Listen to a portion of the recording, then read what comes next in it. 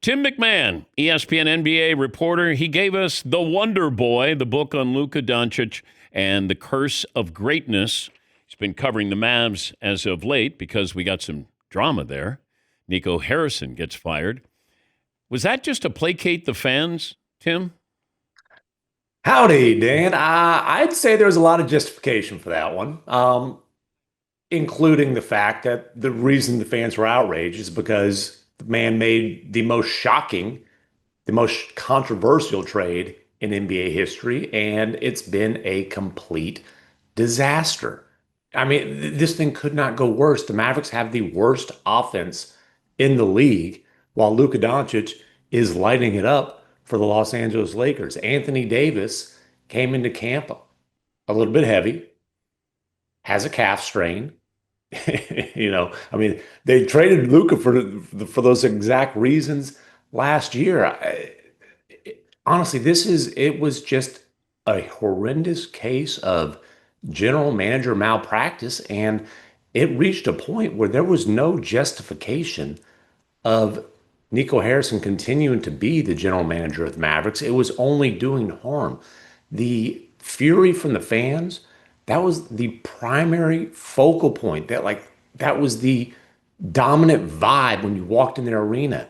The players felt like they had a home court disadvantage. One player said it feels like our fans don't want us to win. And he was right because the fans wanted them to lose so Nico would get gone. And so it's a complete mess. They do have a chance to pivot out of it because the basketball gods gifted them the number one overall pick. Just complete luck. Obviously, not part of the plan. But it's going to take a lot of winning in the margins and a lot of smart moves to be able to build a sustainable contender around Cooper Flag. But that has to be the priority now, not trying to contend in this 3 to 4 year window Nico Harrison thought he created. Okay, but I can blame Nico Harrison, but doesn't ownership have to sign off on this trade as well? Absolutely. And listen, the firing of Nico Harrison is an admission of the obvious. The Mavericks made a colossal mistake when they traded Luka Doncic, and not just that they traded him, but that the way they went about it. You don't trade a five-time first-team All-NBA selection entering his prime, fresh off a finals appearance, and I could put a period there. But you don't trade that guy, especially as a pocket listing. Like, hey, top secret. No, we're not gonna create the biggest bidding war in NBA history. And so Patrick Dumont allowed Nico Harrison to be the one basketball voice in his ear. He got bamboozled. Oh my gosh, Nico Harrison took us to the finals. That's what he thought. No, dude. Luka Doncic took you to the finals. Yes, there were some moves to put some pieces around him, but come on. And it was new owner syndrome, just a complete disaster. My advice would be for Patrick Dumont to, whether it's a press conference, whether it's a preferably a one-on-one sit down with me, but to take verbal, visual accountability for it, and not kind of he put the letter out there. It was vague. It kind of danced around it. But what I would tell you is, yeah, it's also on Patrick Dumont, absolutely. And he was less than a year into being an NBA governor. He was listening to one person only, which is not the way to go about doing business. It's been a very difficult learning experience for him. And he understands there's a lot of work to be done to get this fan base fully back on board. Why did Mark Cuban get kicked to the curb?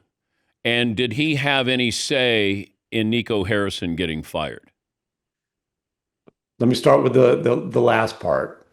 Cuban's been lobbying for Nico to get fired for a while. He was not alone. He had a lot of people lobbying with him. I'm not going to I'm not going to say that Cuban's lobbying was a primary reason or even a major factor, but listen, he laid out a logical case why they needed to move on. It wasn't difficult to do. And Patrick Dumont, one thing he realizes, hey, I Cuban's been doing this for a while, has been in this world for a while. I should at least listen to what he has to say, have dialogue with him instead of we're going to be trading the face of the franchise, Mark. Oh, actually, it's already done. Hey, I'm just giving you a courtesy call before it's about to be reported in 2 minutes, that was Cuban's involvement in that trade. Now, why did he get kicked to the curb?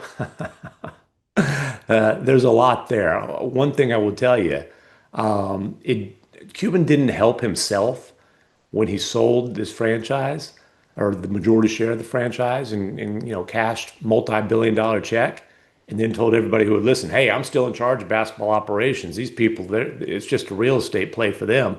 They don't know what they're doing with basketball. I do. I'm still in charge. Don't worry. When that was not part of the discussion of the deal. I don't know if he was trying to speak it into existence or, Cuban. I don't know how well you know Mark Cuban, but I don't think he'd do real well on polygraph tests on a regular basis. He tends to be a little bit full of, excrement. Um, but that didn't help because it's like, what kind of dummy do you think I am? We gave you all this money and you're telling everybody you're in charge when that's not the deal. So that didn't help. And I think Nico Harrison realized, wow, oh, Cuban says he's in charge. Dumont says he ain't. Let me go cozy up to the guy who is in charge. And Nico Harrison, former college basketball player, did a hell of a job boxing out. Great boxing out there. And, Cuban was complete. I called him the world's richest mascot. That was Mark Cuban's role, for the first probably year plus of Dumont's tenure as the governor. Talking to Tim MacMahon, ESPN NBA reporter, banned MacMahon podcast on the Hoop Collective, and wrote the book, literally, on Luka Doncic and the curse of greatness.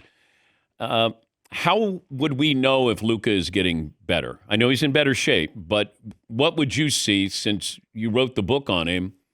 What is different about him this year than maybe in previous years? Well, one, let me just remind you, his last year with the Mavericks, he led the league in scoring, was rounding up, averaging a triple double, and took a roster that wasn't loaded with star talent around him. Kyrie's a co-star, but took that roster to the NBA Finals. So pretty high bar to get better from that. Now, I will say that I believe that this trade and frankly the way he was backstabbed and fat shamed and all those kind of things on the way out the door. And look, I reported on the fat shaming. The condition concerns are real, but it was embarrassing for him. It was a slap in his face. He has committed to conditioning in a more consistent way than he ever has before. You saw the body change. It's funny. The Lakers listed him at 244. That's actually 14 pounds heavier than the Mavs listed him. The Mavs just never updated the list. And the guy was in the 260s a lot of times in Dallas. So you see the commitment to conditioning. He's also, I think, grown up a lot in terms of understanding the importance of being a leader, exactly what a face of the franchise means. Having a working relationship with the front office. Luka never wanted anything to do with front office stuff early in his career. He didn't start giving input until the Mavericks completely bungled the Jalen Brunson situation and lost his co-star from the West Finals team for nothing. Now he's not only is involved on, like consistent dialogue with Rob Pelinka and Jeannie Buss, but he's making phone calls. He's calling DeAndre Ayton. Hey, we need you here recruiting. Same thing with Marcus Smart. All things that a face of the franchise needs to do, to maximize their chances of success and things that, early in his career and even before the trade, that wasn't part of the Luka Doncic experience in Dallas. I'll leave you with this. I'm wondering if ownership will just blow this up in Dallas. You look at, this draft coming up, there's probably 5 guys who could be the number 1 overall pick. There's a lot of talent there. And I wonder, you don't want to go into the next 3-4 years thinking you're going to get Anthony Davis and Kyrie Irving. You got Cooper Flagg and almost admit, we need to start over. Would there be any sentiment towards trying to do that? Well, it's complicated, okay? Because in successfully building a contender around Luka Doncic, you gave up your first round draft capital, either outright or via swap, 27, 28, 29, and 30, okay? And hey, 28, OKC. 29, Houston has now. 30, the Spurs have it. So not only did you give up, but your closest geographical rivals are going to have a downfall here. So, but you got gifted Cooper Flag, and this kid, look, he's But not did he go dominant to the wrong place, though? Like Wemby went to the right place. Did Cooper Flag go to the wrong place? so far. Now, hey, they've really got to get a lot of things right to be able to build a sustainable contender around him. Okay. Um, to your point, bottoming out this year, which they've done unintentionally so far. Like, hey, that's probably in the best interest long term of the franchise because this is their one and only chance to get a high, mid to high lottery pick and that type of talent to pair with Cooper and to grow with him. And I think they will have discussions at least internally about exploring the trade market for Anthony Davis. He's got to get back on the floor. They got to make sure he's not in a situation where he's going to aggravate the calf injury or worse. He will have some type of trade value. They've got to explore that. Kyrie Irving, it might be mutually beneficial for him just to take the whole year, focus on getting 100% healthy, not help them win a few more games down the stretch. But they can't do a complete rebuild, Dan, because if they're bad next season, they don't benefit the Charlotte Hornets do. If they're bad the year after that, OKC is going to get a high pick out of it, and then Houston, then San Antonio. So you can benefit from being bad 1 year and 1 year only. And the other thing is Cooper Flag wants to compete ASAP. They've got to get a lot of things right to give him that chance. It's obviously not going to be as a rookie. Would you rather have Victor Wembanyama or Cooper Flag? I mean, listen, would I rather have Victor Wembanyama or any other player in the NBA? Okay, that's not a fair question to Cooper Flag. All right. I like the All-Star format. I didn't see the Hoop Collective if you guys were talking about it, but I do love that there is a chance that they play for pride. Yeah. And the world will play for pride. And maybe we have an all-star game that feels like it's an actual game. Your thoughts?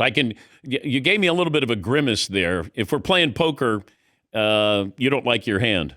Well, listen, here's the deal. I don't give a crap about the All-Star game. I don't.